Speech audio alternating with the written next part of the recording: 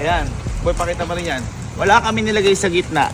Kasi para ma-feel ng namin na sobrang luwang niya talaga at sobrang tawag dito, pwede kami mag-jogging. Yeah.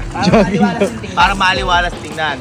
At syempre, ang pinaka gusto ko sa part ng bahay na to, ito talaga yung isa sa inuna namin na ipagawa. Ito na po yung pangarap namin na glass house. Ayan. Ayan. Ganda. Guys, bata pa lang ako, bata pa lang kami, si Papa minulat na kami sa glass house na pagdating ng panahon, magkakaganyan tayo, yung walang pader, ang pader mo, mirror, aliga. Pasok tayo sa loob kahit mukha tayo nasa loob na.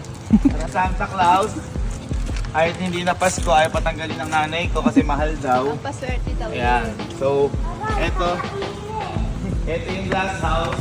Kung mapapansin nyo dito guys, ang unang bubungad sa inyo is yung sofa na payo na sobrang laki. The reason why na may sofa ditong malaki is hindi rin sa amin pang family. Oo, sa amin din. Pero pag sa mga bisita, lalo na kapag mga formal meeting, halimbawa na may meeting, tungkol saan nyo sa stocks. O yung ganito, hindi, walang ganun talaga. Nagsismisan lang talaga kami dito. Ano talaga? At ayan, lahat si Mama namili niyan. At ito, tinan mo yung pinili. Pakita mo nga yung isang pagpipili mo. Ang ganda na to.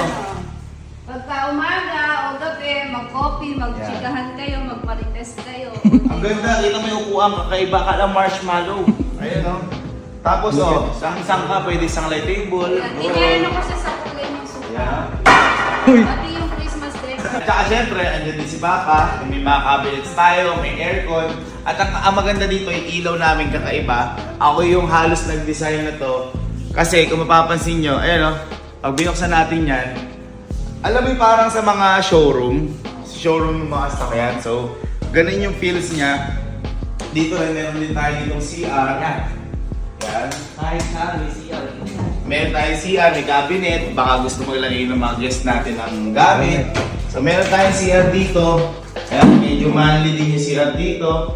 Ayan. Pero mas maliit siya kasi nga wala namang halos naliligo dito. Pero may heater din dito. For ang guest.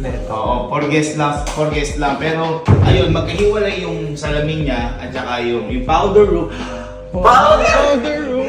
Yung powder room at saka comfort room. Ewan ko kung ano pag nagkaiba na yun. Tapos, dito kasi, sabi ko nga sa inyo, sa sobrang gusto namin tumanggap ng bisita, bumili na ho kami ng benting kutsyon para sa kanila. At yung iba, papakita ko sa inyo, andito yung iba. Pakita natin. Ayan, meron din tayo ng dirty kitchen. Tingnan nyo ho.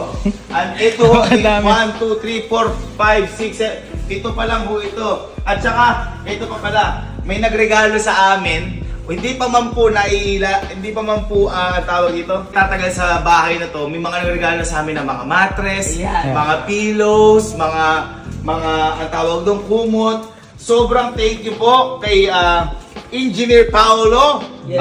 Urbano sa X-Project Hotel Supply Depot kasi sobrang dami po nila pinadala sa amin. Thank you so much po. Halos worth kalahating milyon pataas. Halos nandoon yung pinadala nila sa amin. At ito yung mga naka-aray ko. Nakanto ako. Sakit nga. Oh, di ba di naapag na mag-store.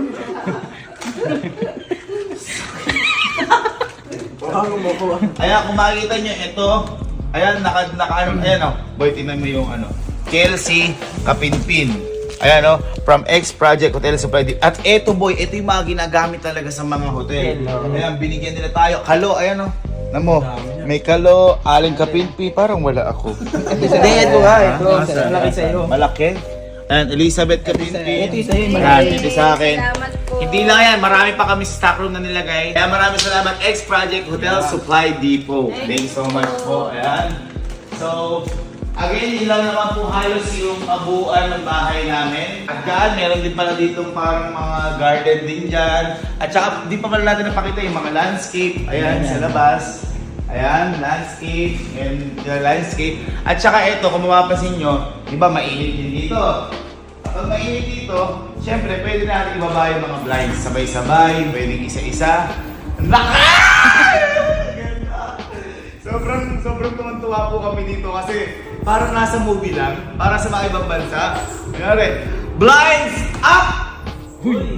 Ganun lang. Pero wala pa Alexa, pinindot ko yun. Ayan. Mga ma'am and sir, sobrang thank you po sa inyo kasi So much po. hindi po namin inakala na mangyayari ito sa amin, sinasabi ko nga sa inyo. And at the same time, hindi namin akalain na makakapag-house tour kami. Kasi sabi ko nga po sa inyo, never sumagi sa isip namin to dahil napapanood lang po namin ito sa mga artista, sa mga mayayaman. Ayan, kaya maraming salamat po dahil nagawa po namin to. At sobrang saya po namin dahil nagawa namin to nang napapakita po namin sa inyo. Yan. Kasi sabi ko nga po sa inyo, hindi po lahat mangyayari to. Walang house tour, walang ganitong bahay kung hindi po dahil sa inyo. Kaya maraming salamat po sa inyo, mga mami and sir. Maraming salamat din po Lord, maraming salamat kay Papa.